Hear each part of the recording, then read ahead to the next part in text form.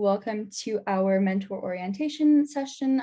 We're really thankful that you guys took the time to apply to become a mentor and that you want to be involved with Greenlight's program. So yeah, if you guys have any questions during the presentation at all, just feel free to put them in the chat. We're gonna have like a Q&A session at the end. If you guys do have any questions, we'll address them then. So today our other two speakers couldn't make it, so it's just gonna be me. My name is Mira. I'm going into my third year of biochemistry here at McMaster, and I'm one of the events coordinators for Greenlight. So the first thing that we're gonna talk about is how to approach your mentee. So pretty common sense stuff, but basically the first time you interact with your mentee, you should be introducing yourself. So your name, university, program. You should maybe have a little bit of a discussion about your level of commitment. So like from both ends too, like do they need you to be there for them, like maybe one meeting a week, maybe bi-weekly? How much time can you give to your mentee? So basically just having that discussion to see what both parties want. The other thing that's super important to talk about is preferred communication platforms. So some mentees may want to communicate like through email only or through Messenger or iMessage, anything like that, but some would prefer like face-to-face contact, so setting up video calls. So just having that conversation to check on what your mentee prefers is super important in the initial stages. The other thing that you guys can have a conversation about is kind of like how you want to structure your mentee-mentor relationship. Do you want it to be like strictly for school, so course advice, extracurricular advice, things like that, or do you want to be kind of more helping them out with other aspects? So just kind of setting those boundaries at the beginning, we find is super helpful just to avoid any confusion later on. And anything that you feel like uncomfortable discussing with them, you can like let them know right off the bat just to avoid any confusion later on again. The next section is what to do if your mentee is unresponsive. So this can be like sometimes like you're reaching out to them constantly. So like maybe like you've sent them a couple emails and they're not getting back to you.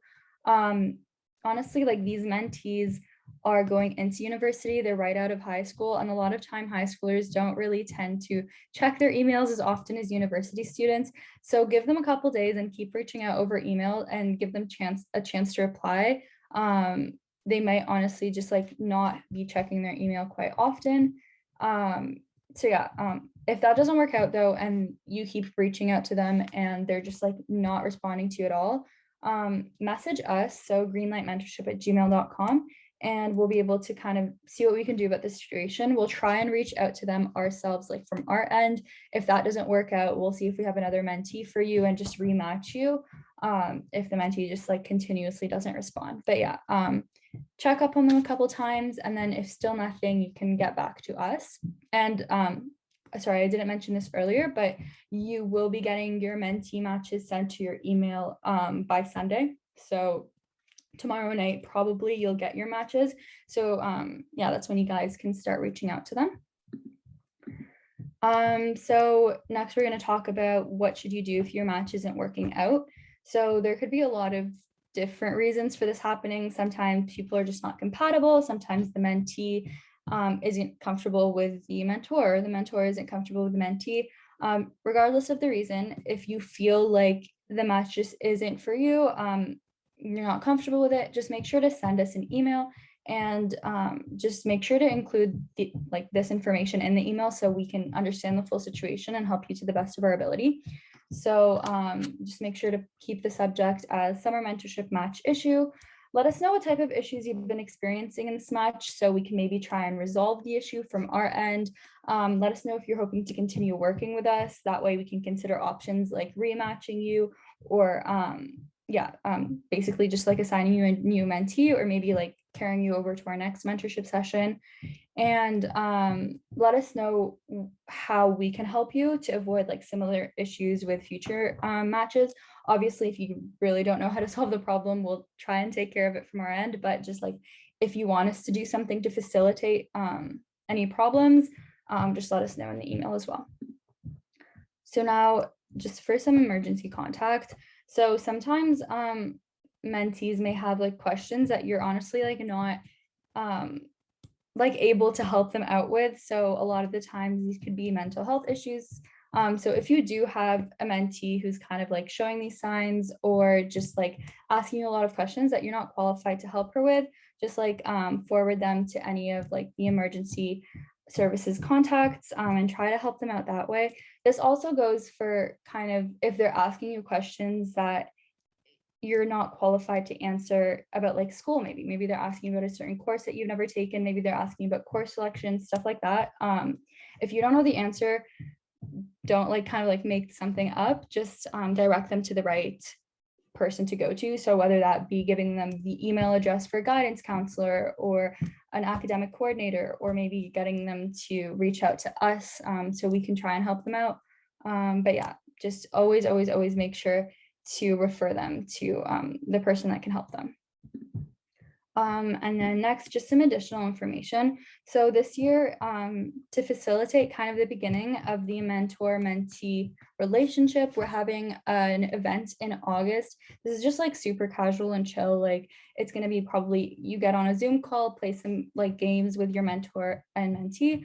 And we just found that this has helped before, just kind of like putting a face to the name and giving you guys an opportunity to really just interact in a fun way. So just keep an eye out on your email for information about that event. The other thing is in an email, we might have already sent it to you, or if not, we will send it to you, a document with our elective review. So the one for McMaster is like pretty popular. It has a lot of different courses already filled in, but the other universities do need some help. So if you've taken any courses that you really liked and you want to kind of talk about your experiences, just feel free to add to those documents. The other thing we kind of wanted to make a note of is that your experience is obviously not representative of everyone else's. So just make sure that your mentee kind of knows that when you're giving them advice.